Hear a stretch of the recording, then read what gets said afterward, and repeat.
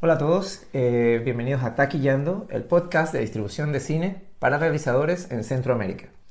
Y recientemente estuvimos atendiendo al MIFA, que es el mercado de animación del Festival Internacional de Cine de Animación de Annecy en Francia, uno de los mayores referentes de este género en la actualidad.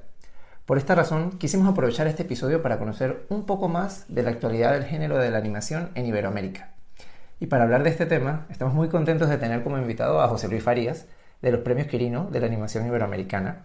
Él también es productor de animación y asesor y colaborador de diversas entidades y eventos internacionales del mundo de la animación. Bienvenido, José Luis, y muchísimas gracias por acompañarnos hoy. Gracias a vosotros, ¿qué tal?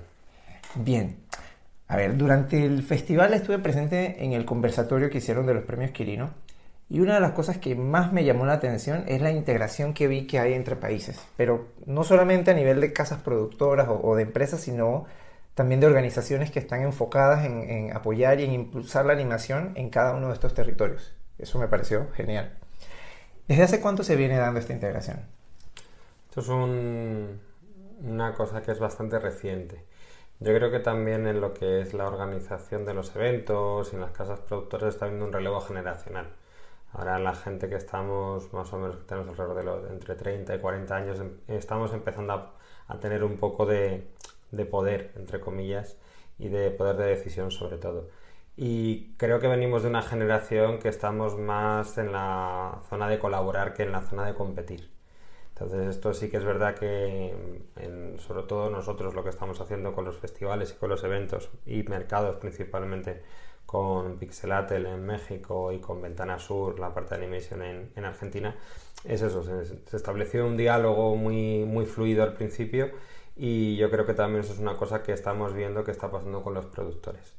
O sea, los jóvenes creadores vienen con mucha más energía, vienen con una idea más colaborativa y realmente también es la única forma de poder sobrevivir en este sector ahora mismo. O lo haces en coproducción con otros países, es muy complicado que en tu propia zona, en tu propia región consigas levantar o conseguir todo el dinero para sacar un proyecto.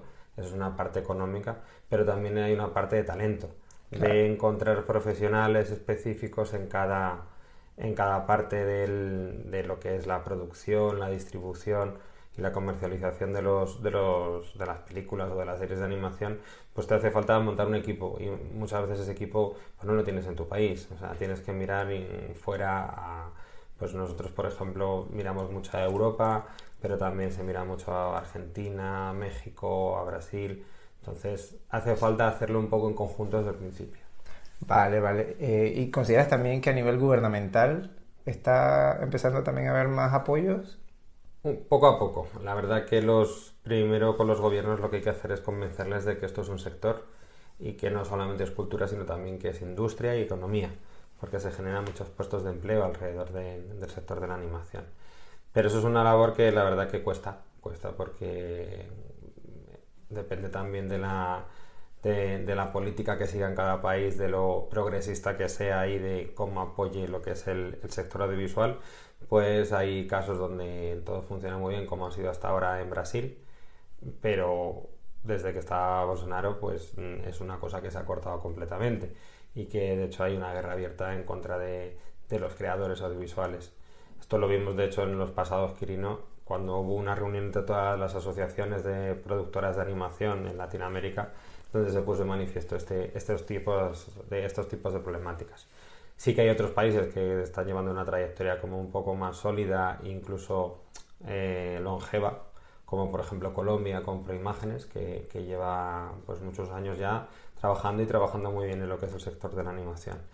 Pero sí que es verdad que o nos ponemos de acuerdo nosotros, los productores y los creadores, o va a ser complicado que hagamos que las instituciones se pongan de acuerdo. Por eso también surge la Liga de la Animación Iberoamericana, que es coproducir entre eventos, dar visibilidad al sector y poder hacer que cada uno en su país pueda tener referentes y pueda ir a su gobierno y decirle este es el negocio que hay aquí en este país, esto es el talento que hay, por favor apóyenlo. Pero muchas veces hace falta como que alguien venga desde fuera a decirlo. Claro, exacto. Y no decirlo desde el propio país, porque tú puedes estar toda la vida diciéndolo y no te hacen caso, ¿no? Sí. Es un poco la idea.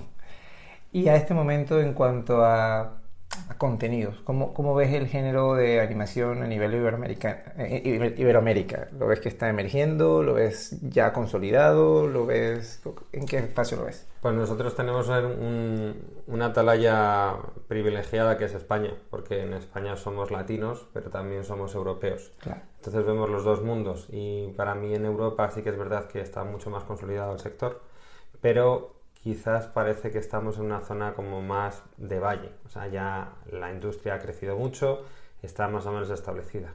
Pero en Iberoamérica, y en concreto en Latinoamérica, lo único que puede hacer es crecer. Entonces está en un momento muy dulce donde las propuestas creativas son muy interesantes, muy distintas y donde también se está viendo cómo se está generando esa identidad, ¿no? Esa identidad que a lo mejor hasta ahora no se tenía pues porque no había tantas producciones, pero igual que se distingue seguido una película francesa o una película alemana, se empieza a distinguir ese cine iberoamericano, ¿no? O sea, esas cosas que como que nos unen, no solamente en cine sino también en televisión. Y en cuanto a animación, desde luego, se está haciendo también mucho contenido para preschool o para niños y jóvenes, pero también mucho contenido con mucha crítica social detrás para animación para adultos.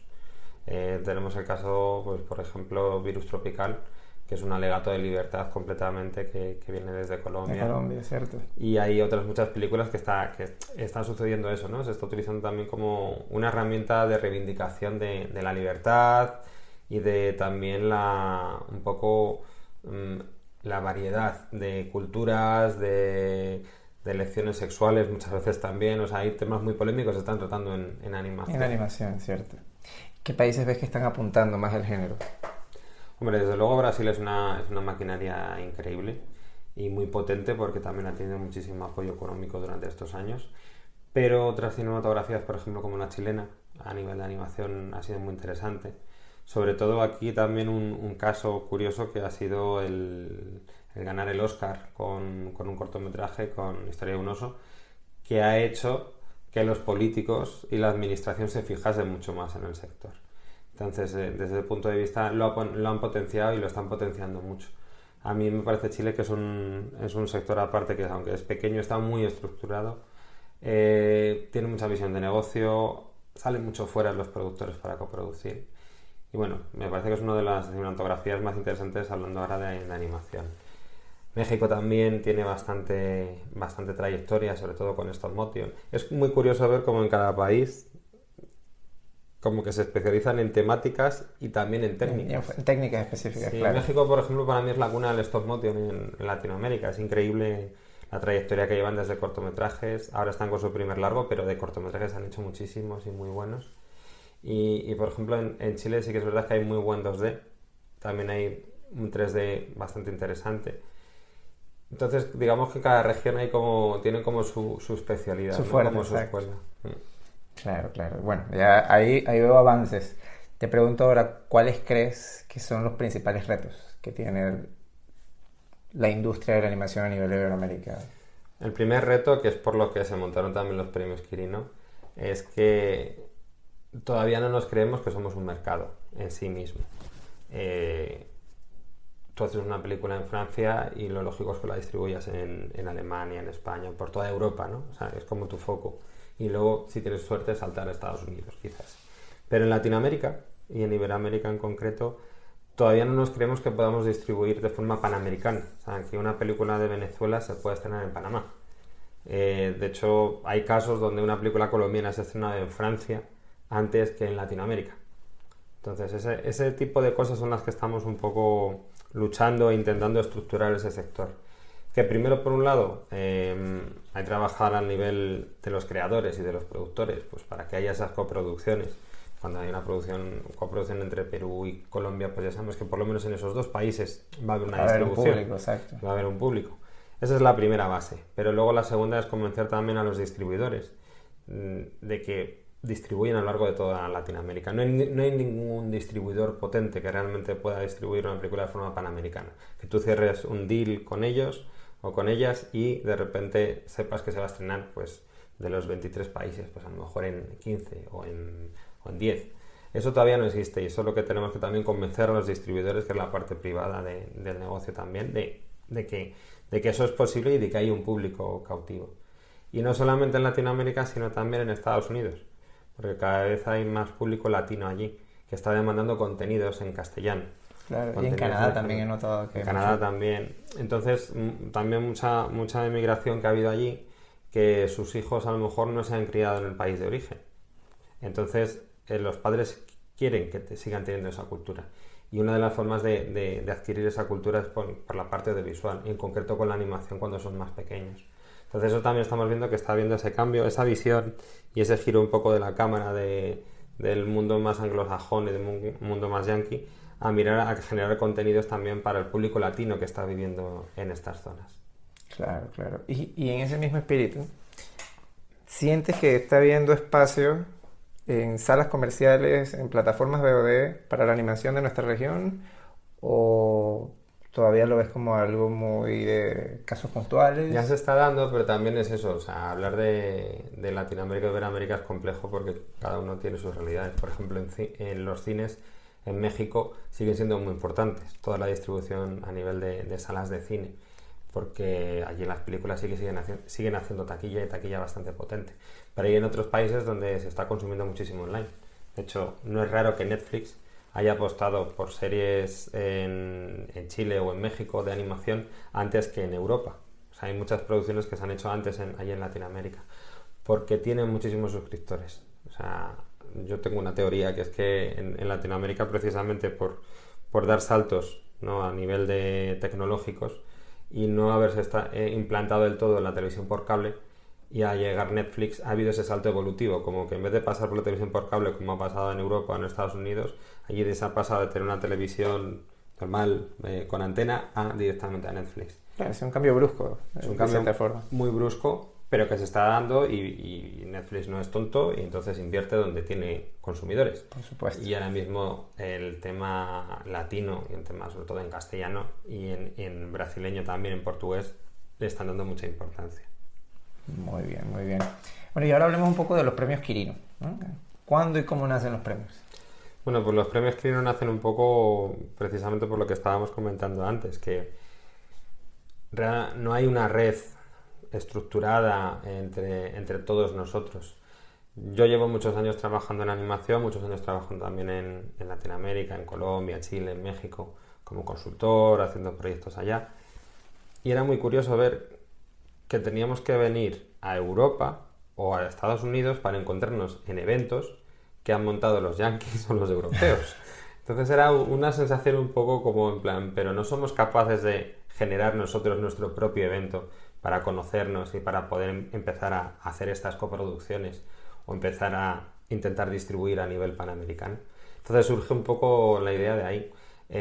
Es cierto que muchos eventos a nivel internacional se están poniendo el foco en Latinoamérica y en Iberoamérica, pero claro, tiene una visión muy sesgada, no tiene una visión de la realidad de lo que está pasando en nuestros países.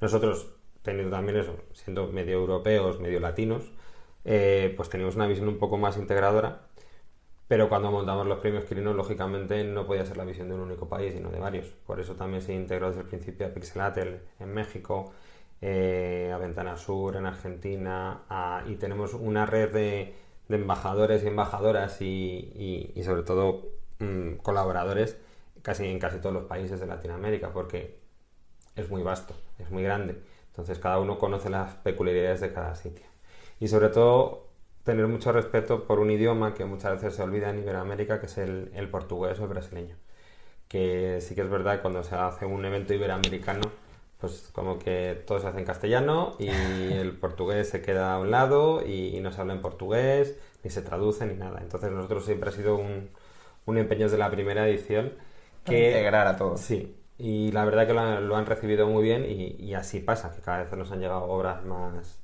numerosas de Brasil y de Portugal. Entonces un poco la idea fue esa, de ver varias personas que estábamos trabajando ya en colaboración, pues eso, pues nosotros llevábamos expertos españoles a México o Argentina y ellos traían para acá. Entonces, una cosa que fue como bastante natural, poco a poco, pues establecer un punto de encuentro, que al final son los premios Quirino.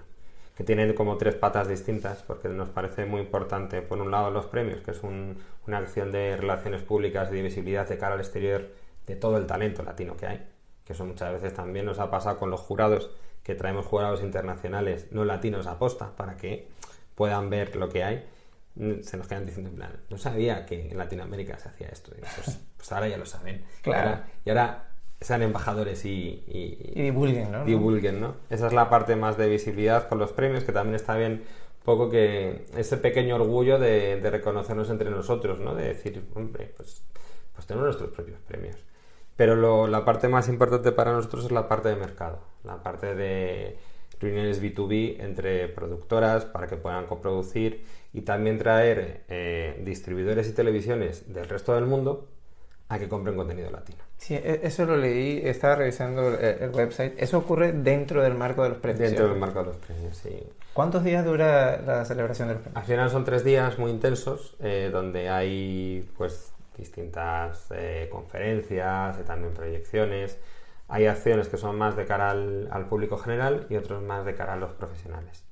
Y luego también dentro de todo esto hay un congreso, porque nos parece muy importante también el tema de la educación y la formación en animación, porque al final se está construyendo todo este sector en toda Latinoamérica y hace falta tener gente bien formada para que pueda incorporarse al sector a nivel profesional, pero no solamente en animadores o diseñadores, que esos hay muchos, sino también en la parte del negocio, o sea, claro. Distribuidores, gente que sepa cómo hacer un lanzamiento de un largometraje, productores. Entonces, eso yo creo que es muy importante. Y otra cosa que también vi durante el festival fue el lanzamiento del libro blanco de la animación. Háblanos un poquito de ese nuevo... Esto es un proyecto que nació en paralelo con los premios Quirino, de hecho es el libro blanco Quirino de la animación iberoamericana, que lo que pretende es intentar tener una foto del sector de cómo está. En esta lo hemos dividido en varias fases porque es muy ambicioso, son muchos países y muchos datos. Y esta primera fase, sobre todo, lo que hemos hecho ha sido un mapeo de país por país en toda Iberoamérica de número de productoras, número de escuelas, eventos, todo este tipo de cosas para saber de qué estamos hablando, o sea, cuántas productoras tenemos, cuánto contenido podemos esperar y cómo evoluciona esto también, porque al no tener datos tampoco sabemos cómo evoluciona. Entonces, dentro de 2 o 3 años veremos si han crecido el número de escuelas o no, si hay más productoras o no. Entonces, toda esta parte es muy importante. Claro, y también saber dónde apuntar, si hay un espacio que todavía le falta más crecimiento, pues ponerle más énfasis. Eso es un poco, o sea, es un análisis ahora del sector, tal como está, luego con varios anexos, sobre temas que nos parecen importantes de tratar. El primero que hemos sacado ha sido sobre la mujer en la animación iberoamericana, porque es un movimiento a nivel global, pero es verdad que en la animación, pues en la representatividad de las mujeres pues no es tan alta. Sí que es verdad que están en puestos de responsabilidad como producción o incluso ahora ya sobre todo mucho en tema de dirección artística, en la parte más relacionada con las artes plásticas, pero es verdad que se echa en falta mujeres directoras. O sea, haciendo este análisis pues hemos visto eso, que hay ejemplos en los países, pero todavía cuesta trabajo. También hemos visto una tendencia que es que la mujer latina es mucho más valiente que la mujer europea y hay muchas mujeres que llevan productoras, que son dueñas de productoras y sacan adelante sus productos. Entonces eso, la verdad que al analizarlo un poco con cifras del sector nos llamó mucho la atención de cómo cada vez más la mujer en Latinoamérica está empujando el sector. Oh, muy interesante. Y a ver, este año los premios Quirino se celebran ¿cuándo? ¿En qué fecha? ¿Y dónde? Va a ser la primera semana de abril en Santa Cruz de Tenerife, que es la capital de Tenerife, que es una isla que es española, pero que está a la altura más o menos del norte de África. Pues eso es como el paraíso ahí. La verdad, estamos muy contentos de que sea la sede del evento. Y también tiene bastante sentido porque es la parte latina europea más cercana a Latinoamérica, porque estamos en medio del océano. Ha habido mucha inmigración aparte en Tenerife, en esta isla, y mucha inmigración también hacia Venezuela, hacia Cuba. Entonces a nivel cultural sí que existe esa mezcla y esas raíces comunes. Ese intercambio. Muy bien, muy bien. Bueno, tenemos un segmento que se llama ¿Por qué nadie me dijo?